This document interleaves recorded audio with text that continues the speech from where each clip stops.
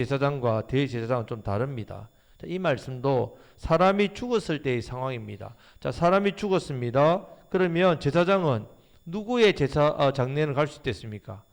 고륙, 예, 지친, 가까이 부모, 자녀. 장례를 지낼 수 있습니다. 이것은 제사장의 연약함을 고려한 일이라고 했습니다. 왜? 시체를 만지면 어떻게 되기 때문에? 일주일 동안 부정하기 때문에. 부정하면 제사장의 일을 할 수 있다 없다? 장례에 가면 안 됩니다. 하지만 일반 제사장은 그 연약함을 아시고 자기 부모와 자녀는 된다는 말입니다. 하지만 대제사장은요, 어느 누가 죽어도 머리를 풀면 안 됩니다. 어느 누가 죽어도 옷을 찢으면 안 됩니다. 아예 어디서 나오지 말라고요? 성소에서 나오지 말라고 합니다. 부모가 돌아가셨습니다. 자기 아내가 죽었습니다. 자식이 죽었다고 해서 장례에 가면 된다 안 된다? 안 됩니다. 하나님의 일만 하라는 말입니다. 대제사장과 다르게 왜 그런가? 하나님이 특별히 그 머리 위에 뭘 부었다고요? 관유로 기름 부어 세웠기 때문입니다. 레위기 10장 4절 7절을 보면 아론의 두 아들 큰아들 나답과 아비후가 하나님께서 정한 불이 아니라 다른 불을 쓰다가 그 자리에서 하나님 불태워 정말 사람만 텄지요. 옷은 그대로 불태워 심판하셨습니다. 이때 모세가 아론에게 뭐라고 이야기합니까? 성소에서 나오지 말라. 옷을 찢지 말고 슬픔을 표현하지 말고 머리도 풀지 말라. 그리고 죽음을 면하라. 이렇게 말씀합니다. 두 아들이죠. 큰아들, 둘째 아들 동시에 죽었어요. 얼마나 그 부모로서 아비로서 그 고통스럽겠습니까? 아들이 죽었다고 해서 시체 가까이 가면 그 자리에서 죽이겠다는 아주 무서운 말씀입니다. 절대로 불가능합니다. 불가합니다. 모세가 그래서 그의 아론의 삼촌인 우시엘의 아들 미사엘과 엘사반을 부릅니다. 그리고 나답과 아비후의 시체를 장사하도록 시켰습니다. 레위인은 친척이 죽어도 장사할 수 있기 때문에 다른 레위인을 시켰다는 말입니다. 자, 제사장은 친척은 안 되고 골육 지친만 됩니다. 대제사장은 누구도 안 된다고요? 골육 지친도 안 됩니다. 백성들이 대신해서 울어주라고 하고 대제사장은 이 일에 아예 자기를 더럽히지 말고 완전 무결하게 하는. 자, 이것이 왜 그러냐? 대제사장의 위치가 그만큼 대단하기 때문에 대제사장은 아예 세상과 단절해야 합니다. 자, 내가 받은 여러분 직분의 은혜가 크면 클수록 더 하나님 앞에 어떻게 해요? 나를 드려야 됩니다. 헌신해야 됩니다. 남들과 비슷하게 남들의 하는 만큼만 하면 안 된단 말입니다. 교회 직분도 마찬가지입니다. 직분자는 보통 일반 성도님들이 하는 만큼 헌신하면 그렇게 섬기면 안 됩니다. 더 철저하게 자기를 돌아보고 더 절제하고 더 하나님의 일에만 헌신하고 집중해야 됩니다. 왜요? 직분이 귀하기 때문에. 그 귀한 만큼. 자, 대제사장은 오직 한 분이죠. 누구십니까? 예수님입니다. 예수님에 대한 모형입니다. 대제사장은. 지금 이 대제사장은 사람이지만 예수님에 대한 모형입니다. 누가복음에 보면요, 예수님 공생애 하기 전 어린 시절이 좀 나와요. 예수님이 아버지의 요셉의 직업이 목수죠. 예수님도 어릴 때 뭐 했다고요? 목수 생활했습니다. 집안을 돌봤단 말입니다. 가난했기 때문에. 자, 공생애를 시작하자마자 예수님 어떻게 하십니까? 이 목수 일을 전혀 하지 않습니다. 공생애를 시작하면서 집안을 아예 돌보지 않습니다. 예수님이 제일 큰 아들이죠. 밑에 동생들 줄줄이 있습니다. 아버지 요셉에 대한 이야기 안 놉니다. 아마 요셉이 일찍 세상을 떠났을 겁니다. 그러면 큰 아들이 어떻게 됩니까? 집안에 먹어 살려야 됩니다. 자, 결혼을 하고 출가를 하면 또 다른 문제죠. 예수님 결혼하셨습니까? 안 했습니다. 그런데 어떻게 합니까? 출가를 그냥 집을 떠나서 가버나움에 집을 구해서 거기서 12명의 제자를 부릅니다. 집에는 또 살지 않고 온 이스라엘을 다니면서 3대 사역 하시죠. 가르치고 고치고 복음 전파. 이 3대 하셨단 말입니다. 왜요? 예수님 누구이기 때문에? 대제사장이기 때문에. 자, 이렇게 하니까 마가복음 3장 20절 21절 말씀 보면요, 친척들이 예수님에 대해서 어떤 생각을 가지고 있느냐? 집에 들어가시니 무리가 다시 모임으로 식사할 겨를도 없는지라 예수의 친족들이 듣고 그를 붙들러 나오니 이는 그가 미쳤다 함이르라 했습니다. 자, 예수님에 대해서 친척들이 가족들이 뭐라고 생각한다고요? 미쳤다. 미쳤다는 말이 미친 짓을 하니까 그래서 그럴까요? 식사할 겨를도 없이 무슨 사역을 하고 있으니까 3대 사역. 지금 예수님이 뭐 해야 되는 사람인데 원래는 집안을 돌봐야 될 사람이니까 일가 친척 어르신들이 온 거예요. 마리아가 동생들하고 형제를 데려와가지고 예수님의 어떤 그 행동 자체가 가족을 돌보지 않는 그런 모습이니까 어떻게 하시느냐, 친척들을 어르신들 불러가지고 저 잡아온나 이 말입니다. 그렇게 했다는 말입니다. 공생애를 접어들어서는 예수님은 부모도 가족도 없이 오직 하나님의 아들로서 이 땅에 오신 목적만 생각했지 그 어떤 것에도 마음을 두지 않았단 말입니다. 대제사장이시기 때문에. 심지어 어머니가 찾아왔는데도 불구하고 누가 내 모친, 누가 내 형제 자매냐 라고 군중들 앞에서 하시면서 뭐라고 하십니까? 하나님의 뜻대로 해야 자가 내 형제요, 내 자매요, 내 어머니다 이렇게 합니다. 자, 들으란 말입니다. 예수 그리스도로 오신 예수님은 그 사역 외에는 다른 것에 염두에 두지 않고 또 자기를 따르는 제자들에게도 어떤 걸 요구합니까? 똑같은 것을 요구했단 말이죠. 자, 그 당시에 사람들은 선생님을 찾아갔습니다. 왜요? 좋은 선생님 밑에 있어야 자기도 팔자를 고치니까. 예수님 능력을 행하시고 말씀도 잘 가르치니까 예수님을 따르는 사람 많았다면 무리들이 능력과 기적을 보면서. 자, 예수님을 따르는 그 사람들에게 예수님 뭐라고 이야기합니까? 세상을 잘 아시는 거죠. 좋은 스승을 따라와서 팔자를 고치고 하는 많은 무리들을 보고 뭐라고 하시냐? 나는 뭐도 없다고요? 여우는 굴이 있고 공주에는 집이 있어대 인자는 머리 둘 곳 없다. 이렇게. 자, 나를 따르면 뭐 된다고요? 거지 된다 이 말이에요. 예. 예수님 그 말씀입니다. 나를 따라오면 거지 되니까 나를 따르려면 따르라 이 말씀입니다. 이 말씀 앞에서 사람들 어떻게 합니까? 다 도망가 버립니다. 다 도망갔다는 말이에요. 출세나 세상 성공을 위해서 예수님을 따라오려고 했는데 예수님이 내 따라오면 거지 된다 그렇게 이야기하시니까. 자, 초보 신앙은요 이것 보고 오지만 제자가 되는 순간 예수님 이거 세상 이거 보면 안 된다는 말입니다. 어떤 사람이 예수님 따르지는 뭐라고 이야기합니까? 나로 먼저 내 아버지를 장사하게 허락하옵소서. 예수님은 죽은 자들로 어떻게 해요? 자기의 죽은 자들을 장사하게 하라 이렇게. 그리고 너는 나를 따르라. 대제사장의 길을 오란 말입니다. 제자는 뭐가 더 중요합니까? 예, 사명이 중요하단 말이죠. 생명을 살리는 일, 복음을 전파하고 생명을 살릴 일보다 더 중요한 일이 없다는 말씀입니다. 또 어떤 사람이 그렇게 이야기하잖아요. 내가 주를 따르겠습니다만은 먼저 나의 가족에게 가서 작별 인사 좀 하게 해주십시오. 그때 이 말씀하죠. 손에 쟁기를 잡고 뒤를 돌아보는 자는 하나님 나라에 합당치 않다 했습니다. 대제사장의 길 이 말씀입니다. 자, 우리를 이 시대에 제사장으로 부르셨지요. 우리 지난주에. 자, 제사장은 먼저 그의 나라와 그의 의를 구하는 그럴 때 하나님이 이 모든 것을 어떻게 하신댔습니까? 더하신댔습니다. 우리의 1순위가 어디라고요? 하나님의 나라, 그의 의, 사명입니다. 자, 하나님께서 우리에게 예수님을 통해 요구하시는 게 있습니다. 바로 그리스도의 좋은 군사가 되라. 이것은 디모데후서 2장 4절 말씀에 보면 병사로 복무하는 자는 자기 생활에 얽매인다? 얽매이지 않죠. 군입대 하면 사회에서 떠나지요. 사회생활 안 합니다. 군에 그대로 명령에 순종하지요. 자, 자기 생활에 사는 사람은 군인이 될 수 없습니다. 자, 하나님 나라의 제자가 될 수 없습니다. 자, 예수님은 대제사장으로 공생애를 사시면서 자기 생활에 얽매이지 않는 삶을 우리에게 어떻게 해요?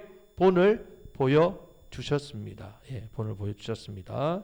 자, 따르는 제자들에게도 이것을 그대로 요구하셨습니다. 저만 쳐다보세요. 여러분, 대제사장 대신 예수님의 제자로 예수님을 더욱더 닮아가시기를 주님의 이름으로 축복합니다. 아멘. 자, 13절부터 15절 말씀을 다 같이 읽겠습니다. 그는 처녀를 데려다가 아내를 삼을지니 과부나 이혼당한 여자나 장녀짓을 하는 더러운 여인을 취하지 말고 자기 백성 중에서 처녀를 취하여 아내를 삼아 그의 자손이 그의 백성 중에서 속되게 하지 말지니 나는 그를 거룩하게 하는 여호와임이니라. 아멘. 대제사장은 누구와 결혼해야 된다고요? 반드시 처녀와 결혼해야 합니다. 자, 이것을 오늘날 목사에게 적용을 해가지고 뭐 목사님 중에 아내를 차별하신 분 있잖아요. 그러니까 목회를 해야 되고 그러면 이제 결혼을 해야 되는데 이 말씀 가지고 꼭 재혼할 때 처녀와 결혼해야 된다. 이렇게 말도 안 되는 소리를 하는 분들이 계십니다. 이건 그 목사에게 해당하는 게 아니라 대제사장에게 해당하는 말입니다. 다릅니다. 아무데나 갖다 붙이면 안 된단 말입니다. 자, 15절 말씀해 보면 이 그의 백성 중에서 하고 속되게 하지 말라. 그의 백성 중에서 하고 이 말은 이방인이 된다? 안 된다는 말입니다. 자, 이스라엘은요. 엄마의 영향력이 굉장히 중요합니다. 엄마가 유대인이고 아빠가 이방인이면 자식은요? 유대인입니다. 대표적인 사람 누굽니까? 디모데 바울이라죠. 너의 어머니 유디게와 너희 조모모의 믿음과 신앙을 이어받았다. 이렇게 이야기합니다. 자, 그러면 반대로 엄마는 이방인이고 아빠가 유대인이면 자녀는요? 이방인입니다. 이방인입니다. 왜 그런가 하면 엄마의 영향력 때문입니다. 엄마의 영향력. 예, 엄마를 이런 부인을 우습게 보면 안 됩니다. 유대인들은 여자가 너무 중요합니다.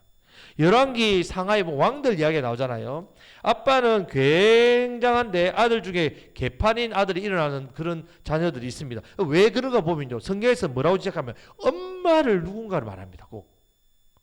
그런 왕, 이 왕의 그 왕의 엄마가 누구냐라고 그 성경을 기록합니다. 모친이 누구냐? 예루살렘 사람이었더라. 모압 사람이었더라. 시돈 여인이었더라. 시돈 여인 누굽니까? 이세벨. 자, 이 엄마의 출신과 이름을 성경에 왜 기록하느냐? 바로 그 엄마의 영향에 따라서 자식이 그대로 이어받기 때문에 예루살렘 사람이면 그 자녀들은 대체로 경건합니다. 자, 부모가 다 자녀를 양육하지요. 예, 양육합니다. 실제 영향은 누구에게 있다고요? 엄마에게 있다는 것을 말씀합니다. 엄마가 이방인이면 아버지가 아무리 경건해도 자식 대부분 뭐가 된다고요? 이방인이 돼버리니까. 대제사장도 세습입니다. 뽑는 게 아닙니다. 세습이란 말입니다. 자, 대제사장 아들 중에 한 사람이 또 대제사장이 된단 말입니다. 근데 엄마가 만약 이방인이면 대제사장 어떻게 되겠습니까? 망한단 말이에요. 망합니다. 망한다. 그래서 유대인 처녀, 믿음과 신앙이 바른 여인과 결혼해라는 이유입니다. 자, 대제사장 누구십니까? 예수님이죠. 그러면 예수님의 신부는 누굽니까? 우리죠. 예. 그럼 여러분 예수님의 신부가 되려면 어떻게 돼야 된다고요? 지금 이 기준에 따라야 된단 말이죠. 우리는 예수님의 신부입니다. 대제사장의 신부란 말이죠. 그럼 대제사장의 신부가 되기 위해서는 우리도 성결하고 흠이 없는 삶을 살아야 한다는 말이에요. 우리는 예수님의 신부다. 세상을 사랑해서 신앙적 순결을 잃어버리면 안 된다는 말입니다. 예수님의 신부 대신 성도는 신랑 대신 예수님만 사랑해야 합니다. 예수님에 대한 믿음을 굳게 지키고 영적으로 순결한 삶을 살아야 합니다. 우리 마음에 자리 잡고 있는 모든 불의와 탐심, 이거 죄악들을 몰아내야 됩니다. 오직 하나님 앞에서 깨끗한 양심을 가져야 된다. 늘 예수 십자가 보혈로 우리 씻어야 됩니다. 거룩하신 우리 신랑 되신 예수님, 그 예수님의 신부란 사실을 우리 늘 기억해야 됩니다. 하나님을 가장 가까이 섬겼던 대제사장에게 하나님은 가장 누구보다도 더 거룩한 삶을 지금 요구하고 있습니다. 왜냐하면 하나님은 결코 죄악을 죄악을 가까이 하는 분이 아니시기 때문입니다. 하나님을 더욱더 가까이 하려면, 우리의 신랑 되신 예수님의 신부가 되려면 우리 또한 말씀과 기도로 늘 날마다 거룩해야 됩니다. 늘 거룩에 힘써야 됩니다. 우리는 예수님의 신부로서 날마다 십자가에 보혈로 깨끗이 씻으심으로 신랑 되신 예수님을 더욱더 사랑하고, 그 예수의 사랑과 그 예수님을 통해 주시는 우리 풍성한 그 안정되고 기쁘고 복되고 평강의 삶을 더욱더 누리시기를 주님의 이름으로 축복합니다. 아멘. 자, 이제 16절부터 23절 말씀해 보면요. 자, 대제사장 자손 중에 육체의 흠이 있는 사람에 대한 부분이 나옵니다. 자, 17절 말씀에서 하나님의 음식을 드리려고 가까이 오지 못한다 되어 있고요. 21절에서는 화제를 드리지 못합니다. 이 말은요, 제사장으로 섬길 수 있다는 말입니까? 없다는 말입니까? 없다는 말입니다. 번제단이나 분향단에 제사를 드릴 수 없다는 말입니다. 여러분 제사장이 제사를 섬기지 못하면 뭐가 됩니까? 뭐가 될까요, 여러분? 사람이 직장생활 안 하면 일 안 하면 뭐가 됩니까? 백조 백수죠. 예, 그런 사람들은 뭘 먹고 삽니까? 뭘 먹고 살아야 됩니까? 굶어야 합니다. 제사장 자손이니까 기업이 있습니까? 없습니까? 없어요. 그러면 뭘 먹고 삽니까? 제사장은 뭘 먹고 살아요? 제사장은 백성들이 제사 드리소 그 재물에서 제사장이 해당하는 것 받고 살지요. 섬기며 받는 사례를 가지고 산단 말입니다. 자, 그런데 육체 흠이 있으니까 일을 못하니까 자기에게는 해당되는 게 아니죠. 여러분 육체적인 흠이 있는 것만으로 사회에서는 외면당하는데 제사장의 일도 못하니까 먹고 살 수 없다는 말입니다. 이런 상황에서 하나님께서 은혜를 베풀어 주십니다. 22절 말씀을 다 같이 읽겠습니다. 그는 그의 하나님의 음식이 지성물이든지 성물이든지 먹을 것이나. 아멘. 자, 제사장의 몫을 주는 지성물과 성물은 이 사람들이 먹을 수 있다 없다? 있습니다. 있겠단 말이에요. 뒷다리와 흔든 가슴을 먹을 수 있습니다. 그러면 누가 줘야 됩니까? 다른 제사장들이 받은 것을 나누어 줘야 된다. 이 교회입니다. 교회. 제사는 상당한 노력이 필요합니다. 상당한 어떤 육체적인 노동이 필요하다면 엄청난 노동이 많이 듭니다. 자, 이런 일에 신체에 장애가 있으면 당연히 제사를 온전히 섬기지 못하고 감당하지 못하지요. 자, 가장 중요한 것은 대제사장은 누구의 모형이라고요? 예수님의 모형입니다. 대제사장이 흠이 있다면 대제사장이 될 수가 없다는 거죠. 그럼 예수님의 흠이 있으면 우리 왜 대제사장 될 수 없잖아요. 베드로 전서 1장 18절 19절 말씀에 보면 너희가 알거니와 너희 조상이 물려준 헛된 행실에서 대속함을 받은 것은 은이나 금같이 없어질 것으로 된 것이 아니 오직 흠없고 점없는 어린 양 같은 그리스도의 보배로운 피로 된 것이라. 이렇게 되어 있습니다. 흠이라는 것은 자범죄, 점이라는 것은 딱 박혀 있잖아요. 원죄. 또 육체적으로 흠은 이렇게 범죄하는 것을 이야기합니다. 제물도 제사장도 흠이 없어야 되죠. 당연히. 자, 대제사장은 예수님을 상징하기 때문에 당연히 흠이 있으면 절대로 안 된다는 말씀입니다. 자, 하나님 나라 일꾼인 우리도 마찬가지입니다. 흠 있고 점 있으면 하나님 나라에 쓰임 받을 수 없습니다, 여러분.